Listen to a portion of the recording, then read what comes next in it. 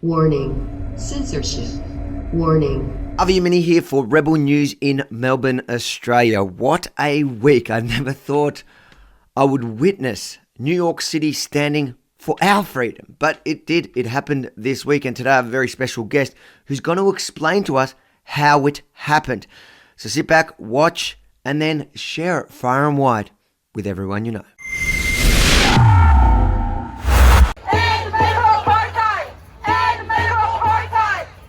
Thank you, Brendan, so much for firstly capturing what to many Australians was heartwarming scenes there in New York.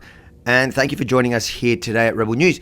Tell us who, what, when, why. How's it possible so many people were rallying for our freedom over on your side of town? What happened? So New York has had a few different protests against the vaccine mandate over the last few months. There have been some of the strictest lockdown measures, vaccine mandate measures, I should specify, in the nation over in New York. And so the group that has been organizing a lot of the rallies for there had also taken note of things that were going on in Australia with regards to the anti-lockdown protests there, and just sort of like the government's response to it, police response to it especially. A lot of those videos have gone viral in the United States in the last few months. So the group actually organized what was part of their weekly protests against the vaccine mandate in New York. They decided to march to the Australian consulate for this one. Save Australia! Save Australia! Save Australia! Save Australia! So early on in the day, they were handing out Australian flags. People were giving some speeches referencing what was going on in Australia. And then the group marched through New York City, and it was quite a far distance march, actually, all the way from Brooklyn into Manhattan, and then made their way to the Australian consulate there. And then that's where they concluded their rally with more speeches, just protesting there basically outside of the consulate. Well, here they're trying to paint it as some far-right group. What was it made up of? Who are they? So it was a mix of a few different groups, primarily ones that have been organizing anti-lockdown protests or anti-mandate protests for the last few months here, and going back even into 2020. How did the public react? It was a mixed reaction, which tends to be the case for a lot of these protests. There were some on the street that accosted the protesters, kind of taunted them, or saw them as foolish. Others that were cheering, celebrating. Earlier on in the march, there were even some first responders, like police officers and firefighters, that had been cheering for the crowd, clapping, fist bumping.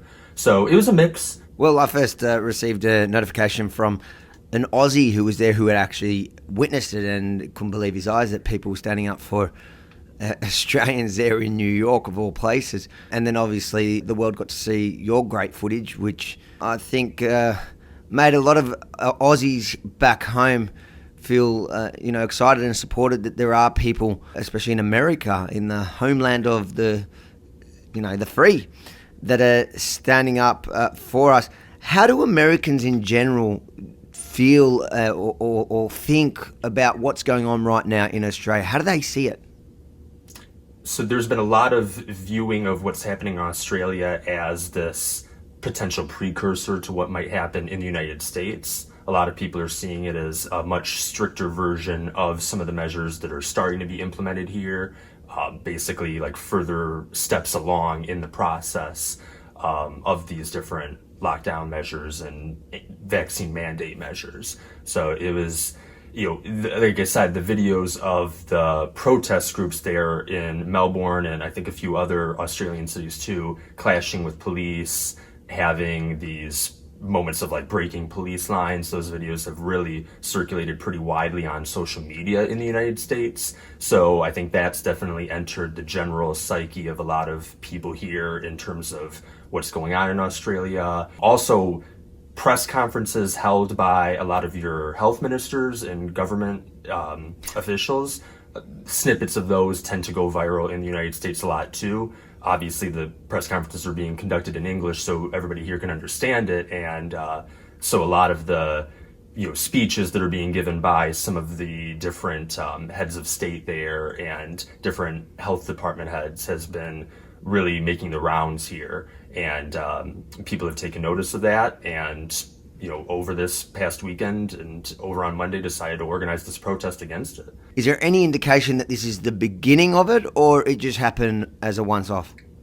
So far, this is the first that I've seen of this. It's really not too common that you see a whole bunch of Australian flags marching in the street like that. So it's really not clear if this is intended to be a regular thing or something that they might do again.